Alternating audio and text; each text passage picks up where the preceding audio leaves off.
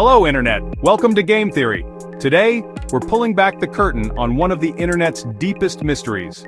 Forget everything you think you know about secret societies.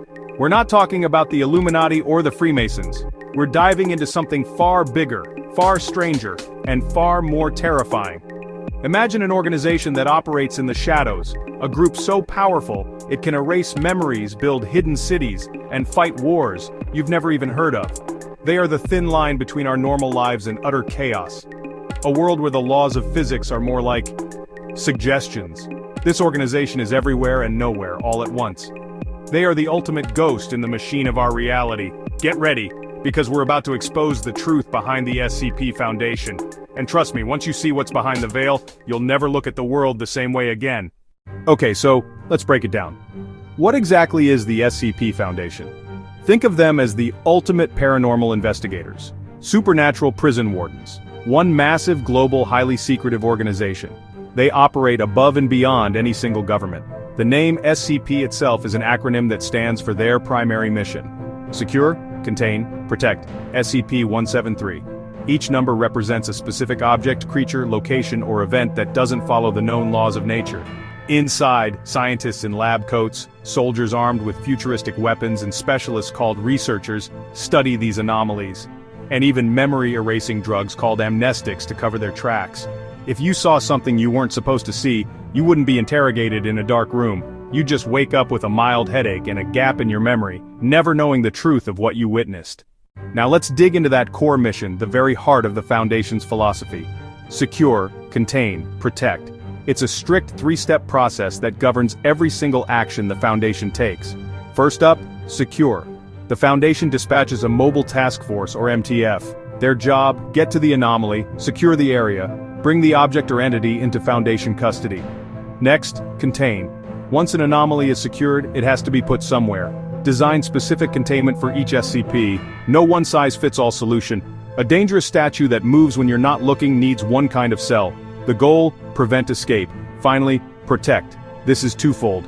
First, protect humanity from these anomalies. Second, and often missed, protect the anomaly itself. It's a complex moral tightrope they walk every single day.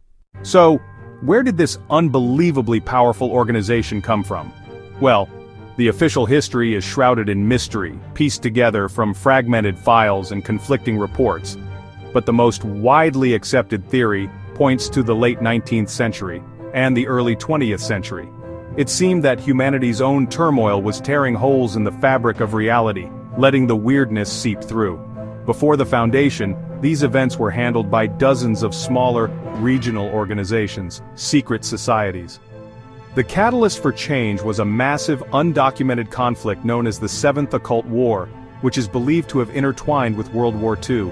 During this period, various factions weaponized anomalies, causing destruction on an unprecedented scale. In the aftermath, a mysterious figure known only as the Administrator saw the chaos and decided that humanity could no longer afford such division. He, or she, their identity is a complete mystery, brought together the leaders of the 13 most powerful of these precursor organizations. And so the SCP Foundation was born. They established the O5 Council, a committee of 13 supervisors, likely the leaders of the original organizations, to oversee all operations. So, what kind of things does the Foundation actually lock up? They are classified by their difficulty to contain. Safeketer means it's incredibly difficult and dangerous to keep locked up. SCP-173. The sculpture. It's a concrete and rebar statue, crudely painted to resemble a face. Containment requires at least 3 people to be in its chamber at all times, coordinating their blinks so that at least one pair of eyes is on the statue at every single second. It's a simple rule, but a single mistake is instantly fatal. Then you have something far more psychologically terrifying like SCP-096, the Shy Guy. This is a tall, pale humanoid creature that is normally completely docile. However, there's a catch. If any person, anywhere in the world sees its face, it will then begin running, breaking through any obstacle to reach the person who saw its face. And finally, to show you the world-ending stakes, there's the Keter-class SCP-682, the hard-to-destroy reptile.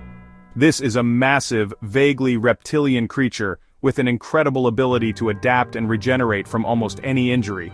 The Foundation has tried everything to terminate it. It is contained in a vat of hydrochloric acid, a solution that only slows it down, requiring constant vigilance to keep it from escaping and wreaking havoc on the world. After hearing about all of that, the big question is, why all the secrecy? Why not tell the world? The Foundation's answer is a firm, unwavering no. The entire purpose of the veil of secrecy is to maintain what they call normalcy. They believe that knowledge of SCPs would not empower humanity, it would shatter it. Mass panic, widespread fear, the complete collapse of society, religions would crumble, science would be thrown into chaos, governments would lose all authority. Furthermore, not all threats are physical. Some anomalies are mimetic, dangerous ideas or information. Just knowing about them could kill you or alter your perception of reality. The Foundation isn't just hiding monsters, they're hiding truths our minds can't handle. The secret itself is a form of containment. If the existence of SCPs became public, governments, corporations, terrorist cells would stop at nothing to acquire and weaponize them. It would trigger a global arms race, but with weapons that could unmake reality itself. By keeping everything under wraps, the Foundation acts as a neutral warden.